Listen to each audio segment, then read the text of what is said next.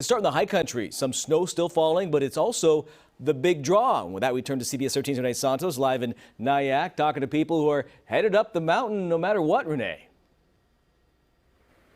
Yeah, and there's so much snow out here, you can get lost in it or you can actually sit in it like I am. You can see people off to right next to me that are playing in the snow. This is just hours after I-80 reopened. People already starting to hit the road, some trying to get back into town, others heading to the Sierra ski resorts, though they tell me they're expecting a busy weekend. I-80 finally back open after being shut down in both directions for hours following a massive snowstorm. Both sides of the highway stacked high with snow. The roads remain wet and slick. Still, people like Danielle Weedman made the trip to the snow to visit friends. Waiting for them to get off work, and we thought we'd come play in the snow for a few hours. Bringing her dog Maylee along for the trip. She's been staying up to date with travel advisories. Actually only came because I had seen some of the roads cleared up a bit. I wasn't going to come if it was crazy because I didn't want to deal with the bad road conditions. Drone 13 flying up above Nyack, showing the storm's aftermath. Mounds of snow piled high, trees covered in white.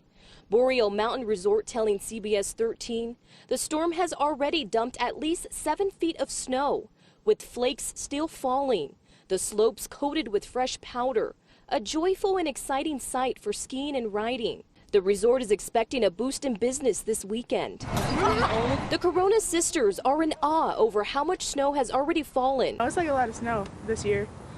Last year wasn't as much. They are enjoying the beautiful sights, visiting all the way from Fairfield. It's like really nice, have it falling. Danielle and Maylee are enjoying the light and fluffy snow before heading back home, hoping the drive remains safe. I mean, a little bit of rain. There was actually rain most of the way up, but it was nice.